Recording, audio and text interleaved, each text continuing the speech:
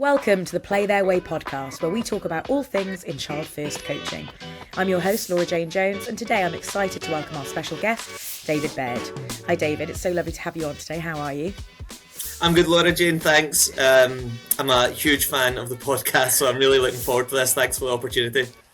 Well, Coach David Baird describes himself as being passionate about the growth and participation of football. So much so, he's created a concept and authored a book called Scoreboard Soccer. I guess, David, that's where I want to dive straight in, because the key taglines that go with the book start with engage young players with fun challenges during small-sided games. So your absolute top-line description has fun front and centre. Does that mean that fun has been front and centre of your coaching ethos? Yeah, absolutely, and I pull a lot of that from my own footballing journey and experience, where I really enjoyed the child-centred, person-centred, and autonomy approach of street football and playing with my friends, and not just playing games but maybe creating our own games. I wasn't as passionate about maybe organised sport when I was younger. Some of it was a little bit too instructional. Being told what to do as opposed to having that kind of voice and choice. So fun has been a big part of a lot of what I try and design and implement with young people. And Scoreboard Soccer is just maybe taking that to another level, where I've created this concept and this programme that I'm obviously really passionate about. So tell me a bit about Scoreboard Soccer, not a sales pitch as such, but a summary of what it's about. Yeah, so as I say, I'm a fan of the podcast, and you've had a lot of great guests talking about catching children doing good and positive reinforcement, and how kids can feel empowered through praise, and that's a big part of the Scoreboard Soccer concept. And it came very kind of organically when I was a youth coach, kind of at the coalface, running summer camps. And I'm a big fan of play, and I'm a big fan of what we call in the football world a games-based approach. We'll just play 4v4, 3v3 and 5v5. And that brings a whole host of benefits to just letting children play the sport that they've subscribed to come along to. But Scoreboard Soccer is just a kind of extra layer of engagement, an extra layer of fun that we put to run alongside those small-sided games. So I'm sure we'll have a deeper dive throughout the podcast. But we'll be playing 4v4, 5v5. But the scoreboard will actually be the water bottle flip challenge that we know kids love, where they have to flip a water bottle and it lands on. And you just say, right, boys and girls, we're playing 5v5, the yellows against the reds. It's the team that flips the water bottle the most that wins. So they're playing the sport, but they only get sent over for a shot through merit. So now what you do with that concept of Scoreboard Soccer, you line up the score with engagement and effort and trying their best, and transferable skills of if you see like Laura Jane, promoting a teammate or saying well done or good try. That's the kind of good stuff we want to pull out, and I think that deserves a goal, maybe just as much as scoring an actual goal. So you say, excellent, Laura Jane, you come and get a flip of the water bottle, and if it lands right way up, you're saying brilliant. That's 1-0 to that team, and just an extra line of engagement. And as I say, I know we'll dive into it, but the motivation levels I've seen while they're playing, because there's a reward system, it can really take your session to another level. You said that it happened quite organically, the conception of this. Was that niche or need? Was it a case that you saw there was a gap, or was it a case that as a coach and as a junior footballer, you felt that there was this space where fun didn't exist in coaching? It's a great question. It was actually need, now that I think about it. So I really invested in the, let's let children play, and as I say, the 4v4 and the 5v5 smaller sided games of football or the sport. And it was neat because when I had that run in, a summer camp, David got the ball, and on his just experience, ability, maybe his biological age, David would dominate the ball. He would dribble by everybody and score, and then the other team try and do something, but he could just get the ball back at his own accord and then score again. And I'm sitting there thinking, that was maybe me when I was younger. I quite like to dribble the ball and score goals. But what I hated was when that instruction-based coach was more adult-led and said, right, David, you can only use your left foot now, or David, you have to play two touch, or David, you need to pass the ball every time you get it. And from a personal point of view, that enjoyment and that engagement and potentially my skill development, I believe, was maybe hindered a little bit. So like you say, it was through need, because I'm there and I'm thinking, right, we're playing 4v4. This young boy is dominating the game.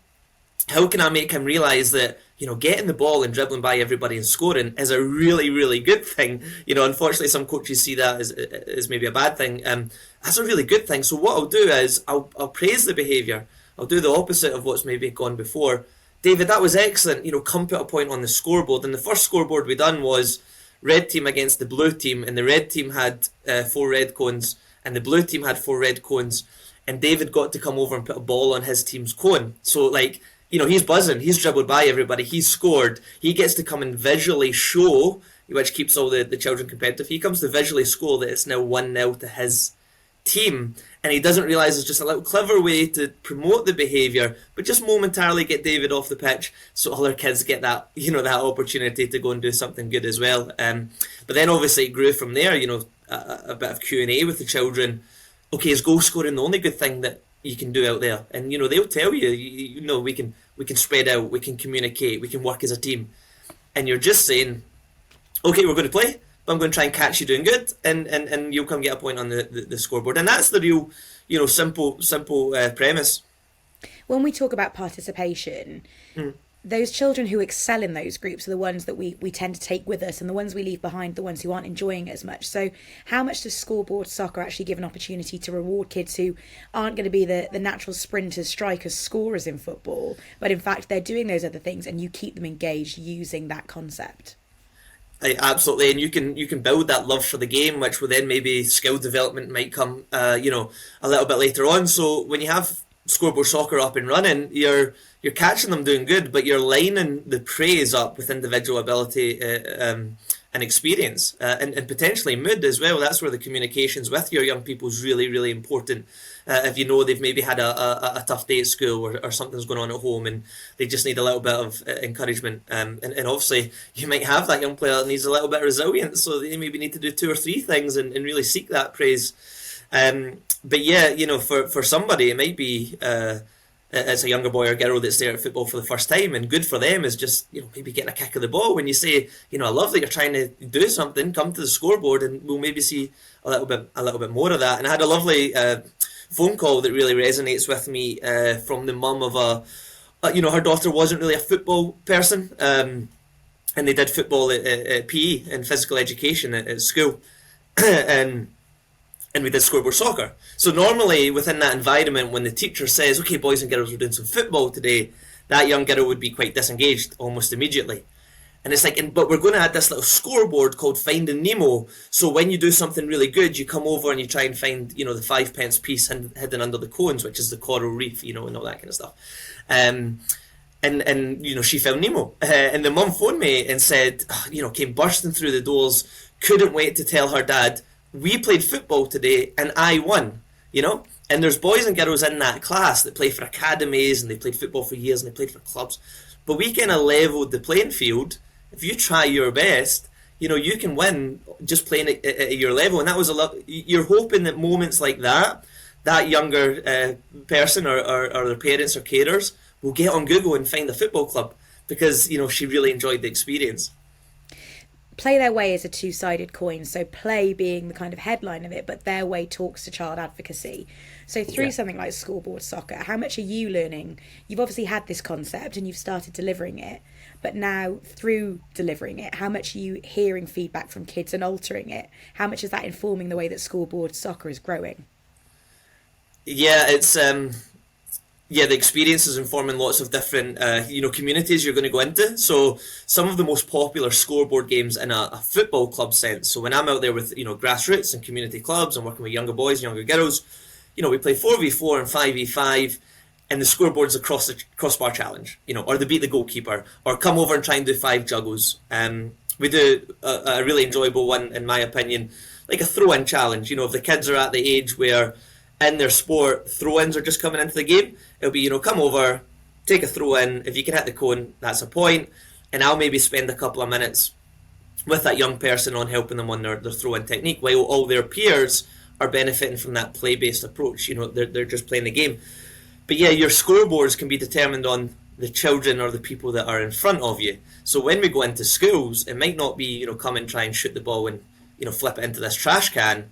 It might be, well, we're working on dinosaurs in the classroom, So when you come over, there's a printout of pictures of dinosaurs and names of dinosaurs.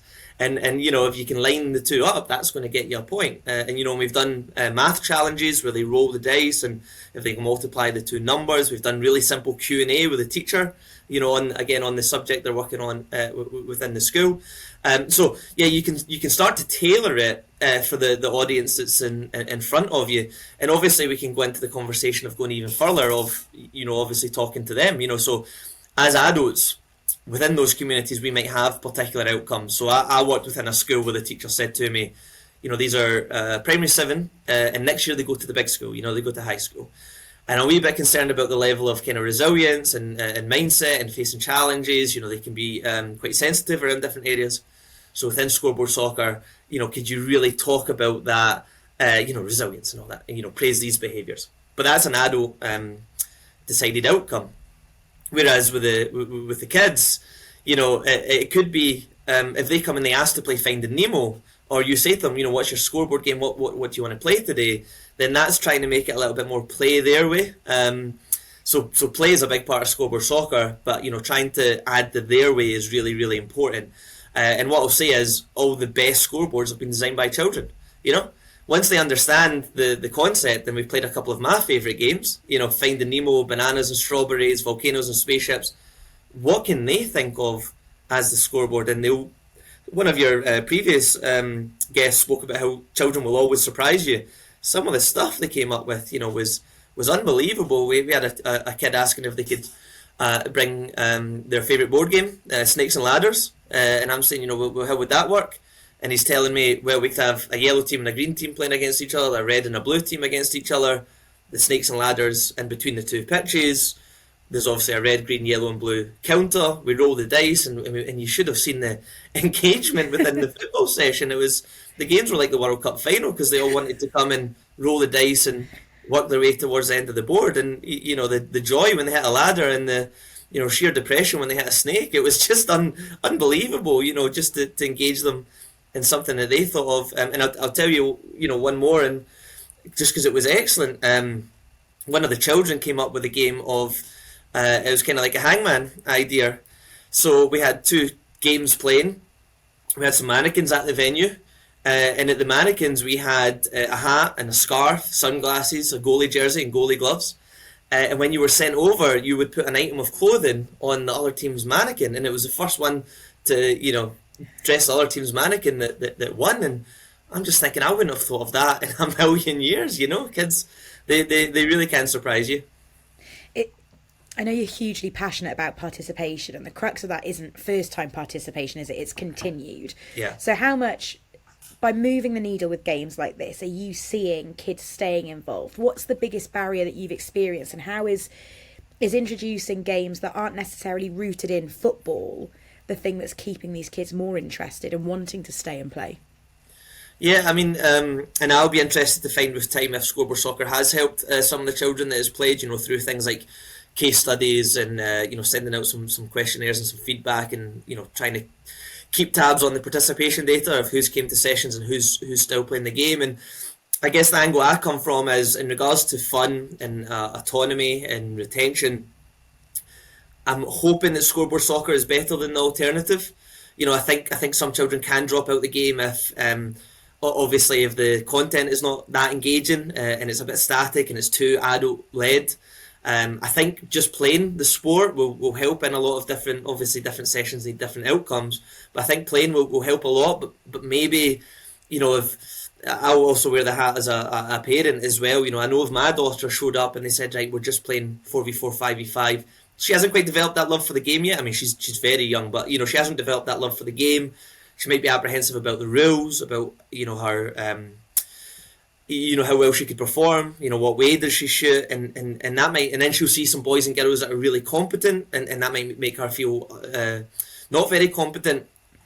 However, this little scoreboard idea, I'm really hoping that will help things like retention. So I guess the work you're doing with the younger ones, and hopefully Scoreboard is part of this. Your job is really to burn a fire in them that develops that really strong love for the game. So football, as they move up the years and up the ladder, maybe it just becomes a bit of a non-negotiable in their life. So they might move to the under 14 or under 15 and they don't maybe like the coach, but they're more likely to join another team because their experience of football when they were younger just made it something that they just absolutely, they absolutely love. They might get some peer groups that are trying to get them into something non-sport related, but actually, no, I love football because of the experience I had, when I was younger. I'm really intrigued by the fact that children are so sticky and plastic and sponge-like early on. And actually, how much are you seeing this as a positive distraction technique? So that instead of going hard out, we're coaching you football, football isn't the headline necessarily when they're participating in these sessions. The board game of Snakes and Ladders or the mannequin is, and they're just sucking up all of that football skill set and knowledge as they go. Is that something you're finding through this? Yeah, oh, absolutely. And I think obviously you can't put children in boxes, but I think there is maybe two distinct groups when I do scoreboard soccer. There's the ones that when I say, okay, boys and girls, we're playing 4v4, they're all in. They love football, they've developed that love for the game, great. The fact that there's a little, crossbar challenge is a fun bonus, but they're all in. Then you get the ones that might engage, with the scoreboard, and that's just as you say there, Laura Jane, that's the pool, and that's the thing that we get them into, because not all of them will excel on the field necessarily, but they might excel at that scoreboard, and you can line that into something that we know that they do enjoy. And some of our scoreboards are, really, really simple. We do one called slam ball, where the cone's upside down, you come over, you slam the ball, and you try and flip it over. So maybe they're engaging in the football world, and maybe they're doing well there. But actually, we can put in a little bit of motor skills and physical literacy to the scoreboard as well. So, if they choose a different sport, or if they want to transfer to different sports, and obviously, one of the nice words that I've seen through being tagged in things on social media that I never expected when I started these games was kind of works with any invasion sport. People have tagged me in basketball, in ice hockey, field hockey, GAA. They've tagged me in different sports, and if you're playing an invasion sport, you can probably add that scoreboard. And so I like to think it's maybe a way to develop a strong love for the game. It's a little bit more kid-centered, child-centered, and gamification and fun, as opposed to just your traditional football session. And obviously there are groups out there that there's a big place for just the traditional stuff, but hopefully some of your listeners will give scoreboard soccer a little try. You've mentioned primary 7. For our English and Welsh listeners, that would be year 6. So you're talking about primary school age children. But we know that kids do develop a lethargy when they get bored of being in these organised sports environments. Do you think there's a cap to the age that we can use this in sessions? Do you think this is applicable through teenage youth sport as well? Well, I thought there was when I first started doing the games. They were predominantly for my younger age groups that I was working with. But then, because of my range of experience and the opportunities I'm very fortunate to have, I find myself in front of a group of adults, and I think, well, I might do some scoreboard soccer today, particularly when it's windy and it's rainy and you just want everybody moving, particularly if you've maybe had a tough defeat at the weekend and you want people to pick up. The crossbar challenge, when you have men and women my age and you're playing 5v5, 4v4, and they get to do the crossbar challenge, the engagement is almost more than the children. So I do believe you can scale it up. But there's a deeper element that we can maybe start to go into now. So for the adults, it might be, well, my scoreboard is a free kick. It's a line of mannequins and you're trying to take a free kick. They might just be a little bit more serious, I guess, might be the word. So I've did a scoreboard on, the player who takes the corner kicks for the team that I coach. He's at the corner flag with a bag of footballs, and the rest of the team are playing small-sided games. And when you get pulled out of the game, run over, the corner kick comes in, and you try and score for a point on the scoreboard. I've did a scoreboard with adults that I take the player who plays, defender on my team. I put him in a kind of 15 by 15 area, and when you come to scoreboard, you have to try and dribble the ball by that person. And I'll be working with that person on, their one-to-one individual coaching of how to defend or try and help them to defend. So you can kind of scale it up. So hopefully your listeners maybe find the world that they're working in and how does it work. Because if they're young people and they're new to the game, you're talking about, let's just let them play and loads of self-discovery and loads of praise and high fives and come to the scoreboard and, make sure everyone enjoys it so they come back. But if you're in a club environment, it's a football club, and they're maybe 12, 13 years old, actually a big part of scoreboard soccer is the learning outcomes that will maybe come from that. So when David's removed to go and do some individual work, 5 juggles and he gets a point, he comes back onto the pitch. Now it's not 4v4, it's 4v3. So you're hoping you give the children the space of that autonomy of, will they recognise it's 4v3 and play a little bit quicker and make the pitch a bit bigger and find a solution before David comes back in? Will his team recognise there's 3v4 and try and slow down that attack and try and delay that attack until David gets back in? You're giving them the environment where the picture is always changing and therefore the problems and the solutions are always changing. And what you might be able to do as an experienced coach is you might be able to, okay guys, just hold it there a little bit, and you've got 4 players against 3, so what do you think we should do? There's a big coaching element depending on the group that are in front of you. I feel like I'm flogging a dead horse a little bit with this question because I've asked it on all of the pods so far, but I think it's an important one. I guess one of the biggest fears for coaches out there is that playing games and introducing fun into coaching sessions is done at the detriment of skills coaching. So how do you counter that as someone who play and fun is at the heart of what you're doing? Yeah, and I understand the argument and understand the point. The more experience I get, the more I disagree with it. Play is such a strong form of learning, and that's in regards to free play and co-created play and just children a space to play with their friends and play with their peers and learn social skills.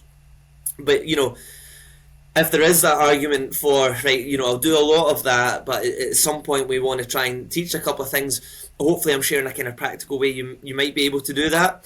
So 4v4 is your play, but coming to the scoreboard and having to beat the goalie, that's your, you can work on the shooting technique or at least give them the opportunity to do some repetition on that. And then it might give you the opportunity to coach within that. I think a big part of the Scoreboard Soccer is just finding that balance, though. I would really hope that coaches would give them loads of space to solve those problems themselves and learn through play.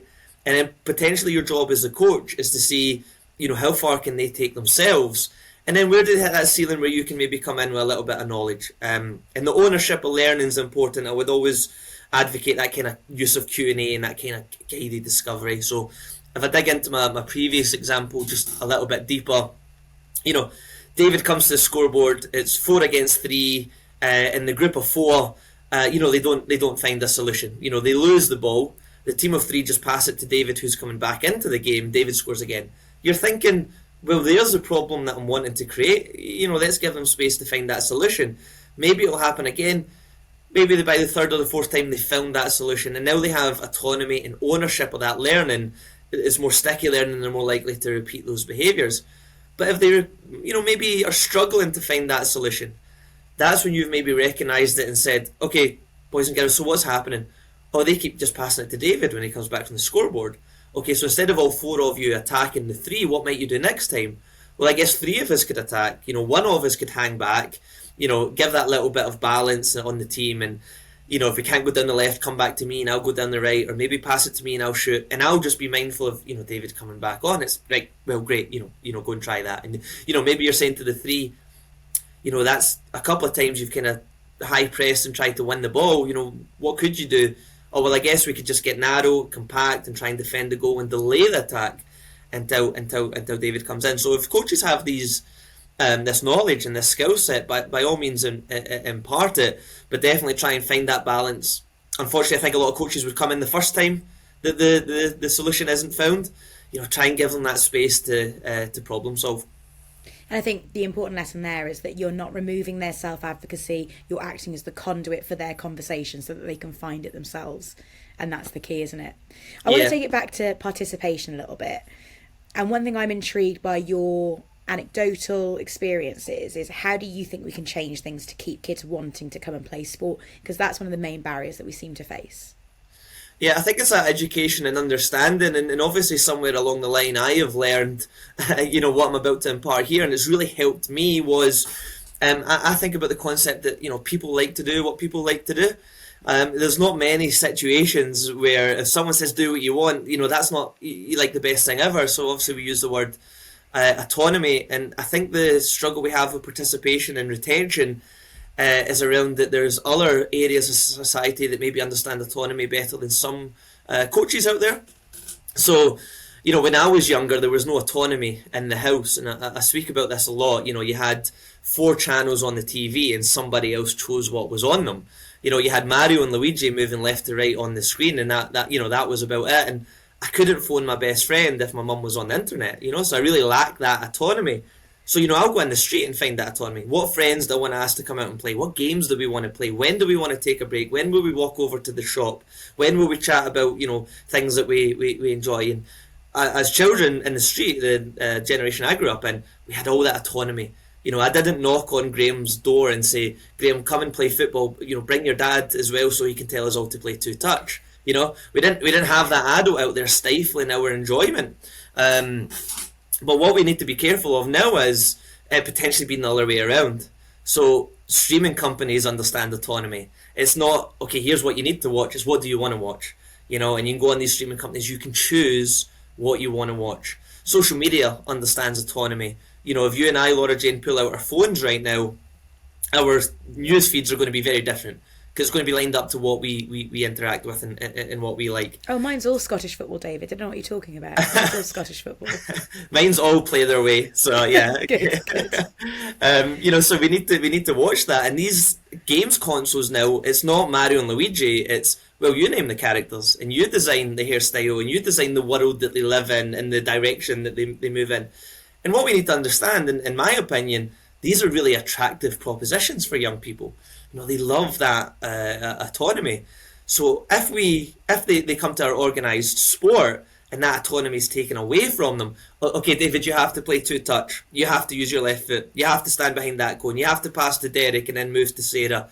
That autonomy will only take them so far. They'll probably continue to come for as long as, mum or dad or whoever it may be controls the car, controls the schedule, and you're young and you have a bit of routine. You do gymnastics on a Tuesday and football on a Friday, and you brush your teeth at 7, you go to bed at 8, but when they finally get that autonomy, potentially at 14, 15, 16, or they finally have that voice, I'm not going to go anymore, because it's maybe not that football became fun overnight. It's maybe never been fun. It's just now I get that opportunity. And I speak a lot, not to get too cynical, but I have friends that this has happened to. We really need to watch they don't get that autonomy rush, because they've been so instructed their whole life by sports coaches, by teachers, potentially by parents, do this, do that, whatever. When they get to 14 or 15 and they meet someone within their peer group that says, oh, hi David, do you want to throw this rock through that window? It's like, yeah, that sounds amazing. That sounds like fantastic. That would be such a rush.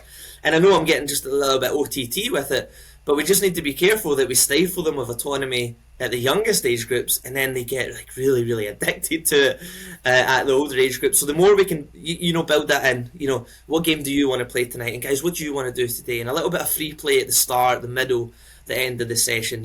Within organised sport, you just say, guys, it's playground week this week. This is a playground. Do what you want. And some of the beneficial things you'll see kids do within that environment is amazing. They'll choose to shoot the ball into each other. They'll choose to pass it or throw it or kick it or chase each other. Bringing back a lot of the life skills and core movement skills that we maybe did have in the street is trying, in my opinion, bring some of that back.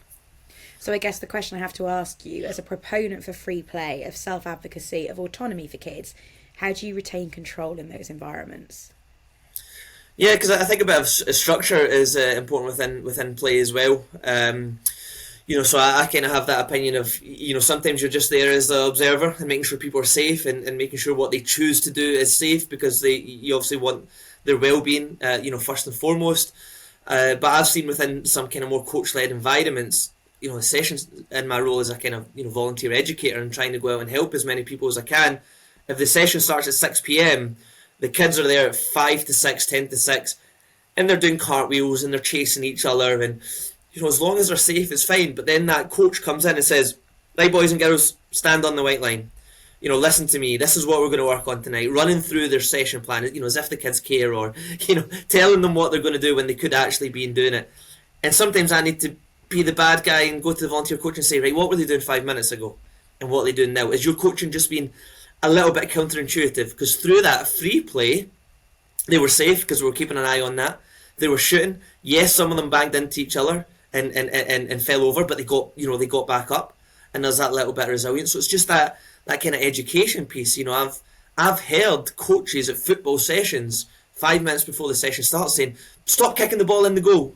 You're thinking, "Oh, gee, I've been playing the wrong sport. I thought that was the whole point, because the kids choose to kick the ball into the goals. So let's not take that away with them. But of course, let's make sure there is an element of structure around potentially rules and guidelines, which can also be co-created by the kids. Guys, I know you enjoy that free play, and I know you enjoy some of the stuff we've been doing. But can you just tell me what the ground rules are?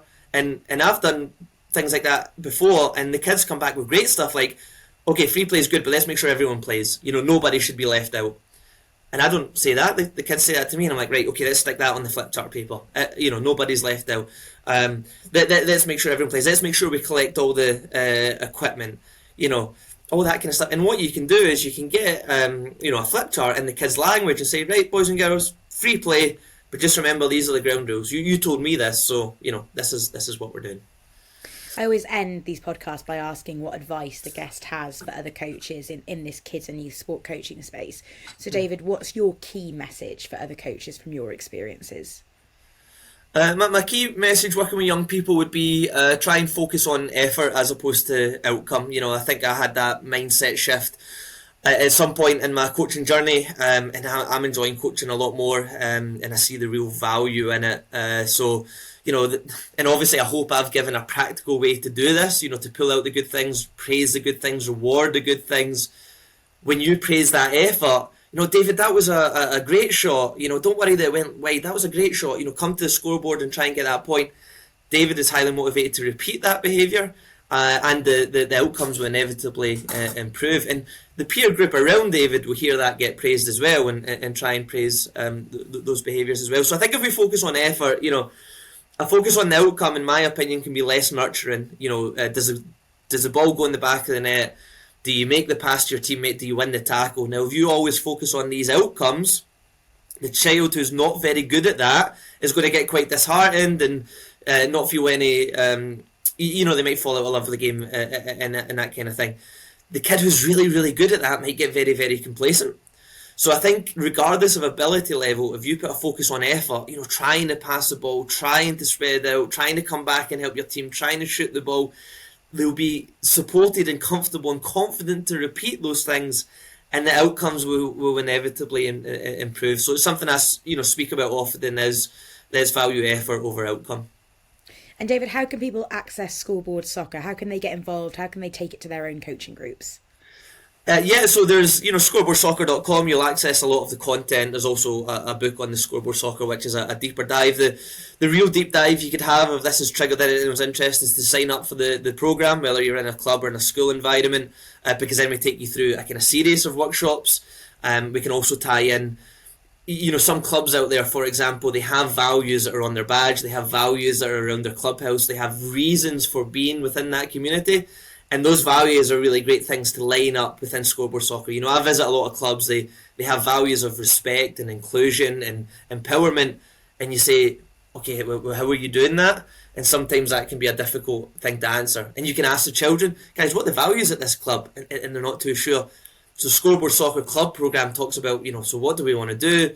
You're talking about sportsmanship, here's a practical way to do that. So yeah, of course, access the website, reach out to me via that website if you're interested to hear more. And again, just a huge thank you for having me on the podcast, and I'm really keen to kind of network with this community a little bit more. Thank you so much for your time, David. I've really enjoyed this, so I've got no doubt that our listeners have too. Thank you for listening out there. We hope you've enjoyed. Be sure to leave us a review and share this with someone else who you think might like it too. Check out our website, www.playtheirway.org, and follow Play Their Way on social media at Play Their Way on TikTok, X and LinkedIn, and at Play Their Way UK on Facebook and Instagram.